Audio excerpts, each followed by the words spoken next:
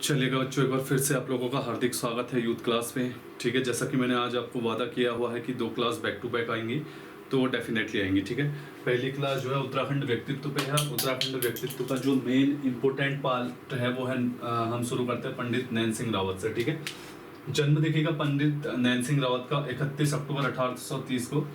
गाँव का नाम है मिलम गाँव, है ना, मिलम ग्लेशियर यहीं पर पड़ता है। और ये पड़ता है वैसे तो धारचूला ब्लॉक है, और जो जिला है वो है पिथौरागढ़। ठीक है, जिले का नाम है पिथौरागढ़, याद रखिएगा। ठीक है, पिता का नाम अमर सिंह रावत था इनके। ठीक है, अमर सिंह रावत देखिएगा, बहुत ही इंपॉर्टेंट पर्सनालिटी है उत्तराखंड की ओर से। ये एक सर्वेयर रहे हैं। ठीक है, सर्वेयर, जिस प्रकार से आपने देखा होगा कि 1832 में मसूरी में जो जॉर्ज एवरेस्ट आए थे वो एक सर्वेयर के रूप में आए थे। तो ये लोग जो है मानचित्र या मैपिंग करते हैं। ठीक है, तो मिलम गांव में हुआ, इनकी प्रारंभिक शिक्षा यहीं पे हुई थी, याद रखेगा। जो बच्चों पंडित नैन सिंह रावत थे, इनका जो मेन इंपॉर्टेंट याद रखेगा, जो मतलब इनको याद किया जाता है, वो इन्होंने ब्रिटिशर्स की ओर से क्या किया था। ठीक है, 4 यात्राएं की थी, मतलब 4 सर्वे किए थे। ठीक है, सबसे पहला सर्वे इनका जो होता है, बताया जाता है कि 1865 के आसपास में जब लहासा गए थे। इनका जो सबसे इम्पोर्टेंट सर्वे था वो 1874 से 1875 के बीच में था, जब ये लद्दाख से लहासा के बीच में गए थे। ठीक है, लद्दाख से लहासा के बीच में गए थे, और इसी बीच में इन्होंने जो है तिब्बत का जो है मैप बनाया था। ठीक है, तिब्बत की नाप ली थी और मैप भी बनाया था। बताया जाता है कि तिब्बत का मैप भी इन्होंने बनाया था। ठीक है, लद्दाख और लहासा के बीच में इनकी 4 यात्राएं थी। पहली यात्रा 1865 में शुरू होती है, और अंतिम जो सबसे महत्वपूर्ण पड़ाव होता है वो 1874 से 1875, जब ये लद्दाख से लहासा वाला ट्रैक करते हैं, और तब ये तिब्बत का मैप भी जो है बनाते हैं। ठीक है, इन्हें तिब्बत, भारती, हिंदी, अंग्रेजी और जो है आपका बहुत सारी भाषाओं का ज्ञान था। कि आपके जो ये थे, ठीक है, इन्होंने बिल्कुल पैदल यात्रा की, बिना यंत्रों के। ठीक है, बिना यंत्रों के बिल्कुल पैदल यात्रा की, और पूरा सर्वेक्षण किया तिब्बत का। ठीक है, और अंतिम रूप से इन्होंने उस पूरे यात्रा को अक्षांश दर्पण, याद रखेगा, अक्षांश दर्पण इनके द्वारा लिखी गई एक बुक है, अक्षांश दर्पण। इस पे इन्होंने सारा अपनी जो जर्नी है इस पे लिखी गई है, और अक्षांश दर्पण मैपिंग पे लिखे जाने वाली भारत की एकमात्र बुक भी यही है। ठीक है, भारत की एकमात्र बुक भी यही है, जो अक्षांश दर्पण लिखी गई है, किसके द्वारा, नैन सिंह रावत। इसके अलावा देखिएगा, इनकी यात्राओं पे द पंडित्स बुक लिखी गई है, याद रखिएगा, द पंडित्स। डेरेक इनका नाम था, इन अंग्रेज का पूरा नाम था, लिखेगा। ठीक है, जिन्होंने लिखी है, इनकी जो बुक लिखी है, डेरेक वॉलेर। ठीक है, डेरेक वॉलेर, ये राइटर थे अंग्रेजी, डेरेक वॉलेर। इन्होंने द पंडित्स बुक लिखी है, और द पंडित्स बुक याद रखिएगा, नैन सिंह रावत का जो ये भ्रमण काल था, जो सर्वेयर काल था, इस पे लिखी गई है। इसके अलावा बच्चों, इन पे जो अगली बुक लिखी गई है वो लिखी गई है एशिया की पीठ पर, याद रखिएगा, एशिया की पीठ पर। एशिया की पीठ पर जो बुक है वो शेखर पाठक और उमाशंकर भट्ट द्वारा लिखी गई है। शेखर पाठक व उमाशंकर भट्ट द्वारा। ठीक है, उमाशंकर भट्ट द्वारा लिखी गई है, कि कौन सी, एशिया की पीठ पे। और ये जो पंडित नैन सिंह रावत थे, इनके ही सर्वेयर काल का पूरा डाटा इस पे लिखा गया है। ठीक है, 2 बुक है इन पे, एशिया की पीठ पे और द पंडित्स। ठीक है, तो ये शेखर पाठक और उमाशंकर भट्ट ने मिलकर लिखी थी, और इनकी खुद की बुक है, कौन सी, अक्षांश दर्पण, याद रखिएगा। ठीक है, इसके अलावा बच्चों इनकी बात करें तो इन्हें the Empire of India award मिला है। ठीक है, the Empire of Indian award मिला है, the Empire of Indian award मिला है, याद रखिएगा इनको। ठीक है, दूसरा बच्चों, इनको जो है, इनके जन्मदिन पर 21 अक्टूबर पर 2004 में, ठीक है, इनके जन्मदिन पर 21 अक्टूबर को 2004 में भारतीय डाक विभाग द्वारा, नॉट इन उत्तराखंड, भारतीय डाक विभाग द्वारा, याद रखेगा, डाक टिकट जारी किया। क्या किया, डाक टिकट जारी किया। क्वेश्चन आ सकता है कि पंडित नैन सिंह पर कब डाक टिकट जारी हुआ, 2004 में, कब उनके 2004 में। ठीक है, इसके अलावा 21 अक्टूबर 2017 को, याद रखिएगा, ये भी काफी इंपॉर्टेंट है। 21 अक्टूबर 2017 इनका जन्मदिन होता है। 21 अक्टूबर 2017 को गूगल ने इन्हें याद किया था कि ऐसी पर्सनैलिटी को, ऐसे शख्स को जो है पूरी दुनिया याद करे, ठीक है। तो गूगल ने अपने उसमें इनको जो वैल्यू दी थी वो 21 अक्टूबर 2017 को दी थी। डाक टिकट 2004 में जारी हुआ था। द एम्पायर अवार्ड इन्हें मिला है। और जोग्राफिकल, जो इंडियन जोग्राफिकल है सोसाइटी है, उसके द्वारा इन्हें स्वर्ण पदक दिया गया है, ठीक है। तो इनकी यात्रा रही और इन पे बुक रही, तो काफ़ी फेमस पर्सनैलिटी है। तो सारा चीज़ डाटा जो है आप लिख लीजिएगा, ठीक है। अगली जो पर्सनालिटी है वो है बचेंद्री पाल, जो सबसे ज़्यादा विवादित क्वेश्चनों से पूछा जाता है। जन्म हुआ था 24 मई 1954, नाकुरी गांव उत्तरकाशी में, ठीक है। उत्तरकाशी में हुआ था। बताया जाता है कि बचपन में गरीब थी, पढ़ने लिखने में, अच्छे एजुकेशन की चाह में नहीं हो पाया, लेकिन इन्होंने नीम याद रखेगा, NIM, जिसे पंडित जवाहरलाल नेहरू पर्वतारोही संस्थान बोलते हैं, ठीक है। जवाहरलाल नेहरू, पंडित जवाहरलाल नेहरू पर्वतारोही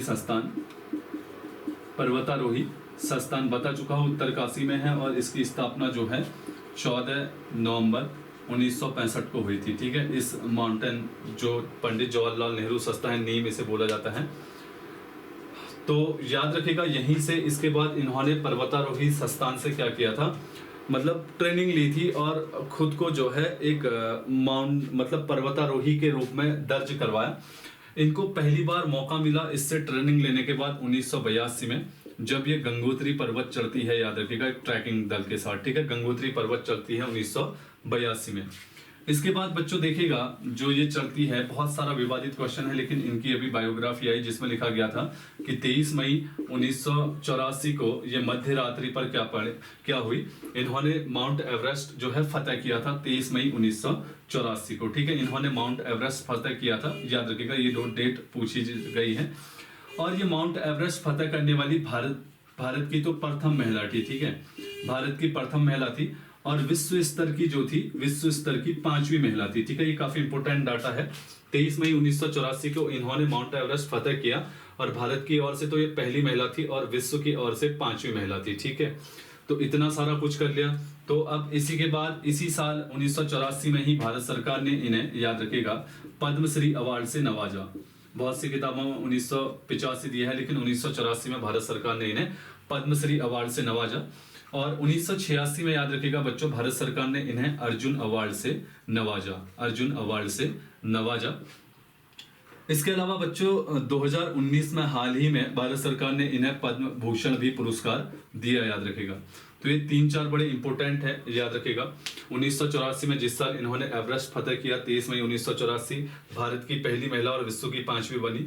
और 1984 में इन्होंने पद्मश्री अवार्ड मिला, 1986 में अर्जुन अवार्ड मिला और 2019 में इन्हें पद्म भूषण अवार्ड से नवाजा गया। वर्तमान में टाटा स्टील जो है उससे जुड़ी एक महिला है, ठीक है, वहां पे कार्यरत है, याद रखेगा अपन, बचेंद्री पाल, ठीक है।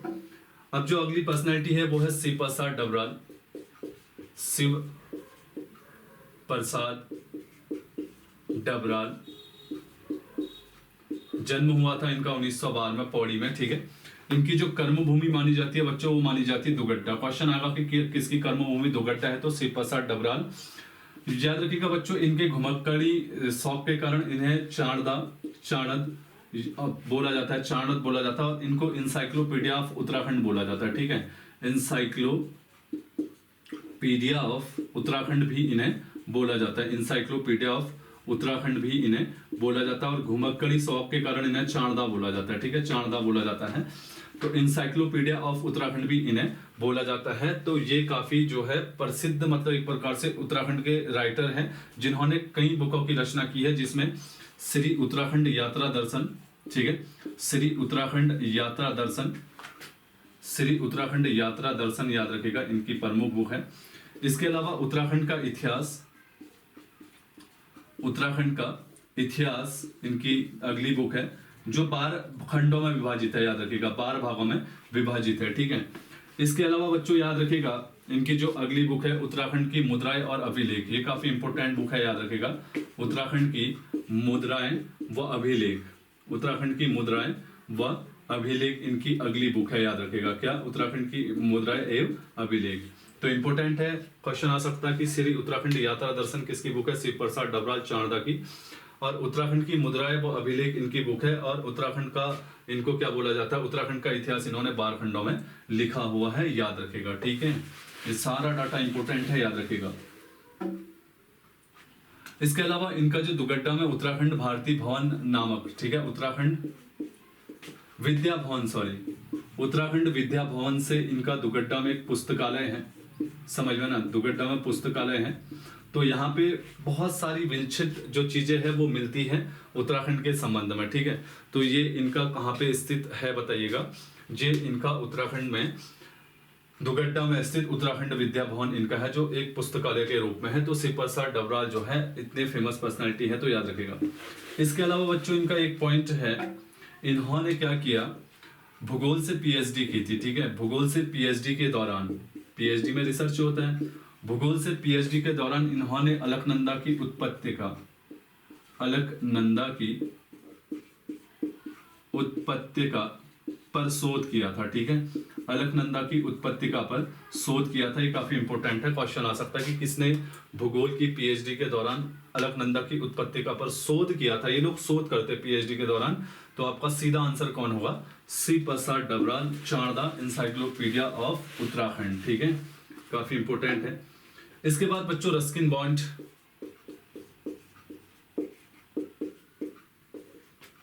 रस्किन बॉन्ड का जन्म हिमाचल में होता है। ठीक है, और कर्मभूमि इनकी मसूरी है, और ये उत्तराखंडी भारत के प्रसिद्ध बाल साहित्यकार है। ठीक है, बाल साहित्यकार है, और इनकी जितनी भी रचनाएं हैं वो सारी अंग्रेजी में है। ठीक है, इनकी पहली जो रचना थी the room of the roof, the room of the roof, याद रखिएगा। ठीक है, the room of the roof इनकी पहली रचना, साहित्यिक रचना है। दूसरी इनकी जो रचना थी our tree still in Dehra, our tree still in Dehra, याद रखिएगा। Our tree still in the Dehra इनकी अगली बुक है, जिसके लिए, इस बुक के लिए 1992 में इन्हें अंग्रेजी का साहित्य अकादमी पुरस्कार मिला, अंग्रेजी का साहित्य अकादमी पुरस्कार मिला। ठीक है, साहित्य अकादमी पुरस्कार मिला। मैं आपको बता चुका हूँ, साहित्य अकादमी पुरस्कार जो है 1955 से देना शुरू हुआ था, और जो है आपका सबसे पहले माखनलाल चतुर्वेदी को जो है हिमतरंगिणी के लिए दिया गया था हिंदी भाषा में। इसके अलावा उत्तराखंड से साहित्यिक अकादमी पुरस्कार जीतने वाली पहली महिला सुमित्रा नंदन पंत थी, जिन्होंने 1960 में कला व बूढ़ा चाँद, समझ ना, कला व बूढ़ा चाँद के लिए लिया था, और ये कला व बूढ़ा चाँद हिंदी में थी। ठीक है, हिंदी में, क्योंकि जो साहित्यिक अकादमी पुरस्कार है वो संविधान की 8वीं अनुसूची में उल्लेखित 22 भाषाओं के लिए दिया जाता है, और ये 1955 से दिया जाना शुरू हुआ। ठीक है, तो उत्तराखंड में पहला आपका जो है साहित्यिक अकादमी पुरस्कार वो सुमित्रा नंदन पंत, कला व बूढ़ा चाँद के लिए हिंदी में। और उत्तराखंड का जो अगला साहित्यिक पुरस्कार जीता अंग्रेजी में, प्रथम अंग्रेजी भाषा में, तो तब आपका आंसर रस्किन बॉन्ड होगा। और किस बुक के लिए, our tree still in the Dehra. ठीक है, ये रहे आपके कौन, रस्किन बॉन्ड। ठीक है, तो इस प्रकार से आप सारा डाटा याद कर लीजिएगा, याद रखिएगा। ठीक है, तो ये एक फास्ट क्लास थी, 15-20 मिनट की जितनी भी थी, है ना। तो इसके बाद जो है नेक्स्ट क्लास हम देते हैं किसकी, जहांगीर की। ठीक है, आज बैक टू बैक क्लास आएंगी, दोनों ही देखनी है। ठीक है, बिल्कुल एंजॉय करें, याद रखिएगा। चलिए।